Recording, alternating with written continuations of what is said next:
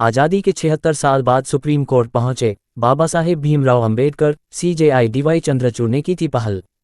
संविधान सभा ने 26 नवंबर 1949 को भारतीय संविधान को अंतिम रूप दिया था और फाइनल ड्राफ्ट पर सभी सदस्यों ने हस्ताक्षर किए थे। इसलिए 26 नवंबर को संविधान दिवस के रूप में मनाया जाता है। ठीक 2 महीने बाद 26 जनवरी 1950 को हमारा संविधान लागू हो गया था। सुप्रीम कोर्ट परिसर में मदर इंडिया की प्रतिमा की जगह बाबा साहेब भीमराव अंबेडकर की मूर्ति स्थापित की गई। सुप्रीम कोर्ट परिसर में मदर इंडिया की प्रतिमा की जगह बाबा साहेब भीमराव अंबेडकर की मूर्ति स्थापित की गई। संविधान दिवस के अवसर पर राष्ट्रपति द्रौपदी मुर्मू ने सुप्रीम कोर्ट परिसर में बाबा साहेब भीमराव अंबेडकर की कांस्य प्रतिमा का अनावरण किया। आज़ादी के 76 साल बाद सुप्रीम कोर्ट परिसर में भारतीय संविधान के निर्माता भीमराव अंबेडकर की मूर्ति स्थापित करने की पहल मौजूदा मुख्य न्यायाधीश जस्टिस डीवाई चंद्रचूड़ ने की। 7 फीट ऊंची पंचधातु की इस प्रतिमा में बाबा साहेब भीमराव अंबेडकर एक वकील की तरह गाउन और बैंड पहने हुए हैं। उनके हाथ में संविधान की प्रति है।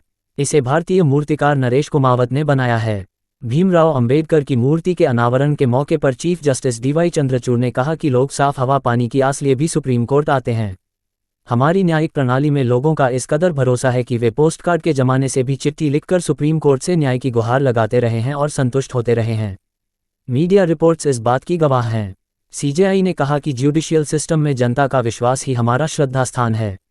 आम जनता के लिए सुप्रीम कोर्ट के दरवाजे हमेशा खुले हैं। सुप्रीम कोर्ट में आया हर एक मुकदमा संविधान के राज की मिसाल। विधायिका, कार्यपालिका और न्यायपालिका को लेकर एससी के चीफ जस्टिस डीवाई चंद्रचूड़ ने कही ये बात। सीजेआई डीवाई चंद्रचूड़ ने कहा कि शीर्ष अदालत के समक्ष आया हर एक मुकदमा देश में संविधान के राज की मिसाल है। उन्होंने कहा कि संविधान हमें अन्य विवादों के साथ राजनीतिक विवाद भी सुलझाने का अधिकार देता है। बाबा साहेब अंबेडकर की यह प्रतिमा इस बात का प्रतीक है कि संविधान न्याय के लिए कोर्ट तक पहुंचने का अधिकार भी सुनिश्चित करता है। बता दें कि संविधान सभा ने 26 नवंबर 1949 को भारतीय संविधान को अंतिम रूप दिया था और फाइनल ड्राफ्ट पर सभी सदस्यों ने हस्ताक्षर किए थे। ठीक 2 महीने बाद 26 जनवरी 1950 को हमारा ठीक 2 महीने बाद 26 जनवरी 1950 को हमारा संविधान लागू हो गया था। राष्ट्रपति द्रौपदी मुर्मू ने प्रतिमा का अनावरण करने के बाद अपने संबोधन में कहा, मैं बहुत सौभाग्यशाली हूं कि राष्ट्रपति बनने के बाद मुझे अनगिनत IIT, IIM विश्वविद्यालयों में जाने और वहां प्रतिभाशाली छात्रों से मिलने का अवसर मिला। ऐसे प्रतिभाशाली युवाओं को न्यायपालिका में भेजकर उन्हें देश सेवा में आगे बढ़ाने के इंतजाम होने चाहिए। इसके लिए यूपीएससी के साथ ही राज्य स्तरीय चयन व्यवस्था हो, ताकि राज्य और जिला स्तर की न्यायपालिका में प्रतिभाशाली युवा अपनी सेवाएं दे सकें। ये मेरे विचार हैं। बाकी इसकी व्यवस्था यानी तंत्र बनाने की जिम्मेदारी मैं आपके विवेक सुप्रीम कोर्ट पर छोड़ती हूँ।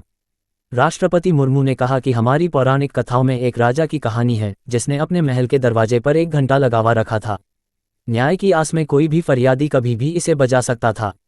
उस समय मैं सोचती थी कि ऐसे तो राजा को आराम भी नहीं मिल पाता होगा। हालांकि फिर यह महसूस हुआ कि ऐसा करने से पहले उसने अपनी न्याय प्रणाली को इस तरह से विकसित किया होगा जिसमें कम से कम लोगों के सामने न्याय का घंटा बजाने की नौबत आए।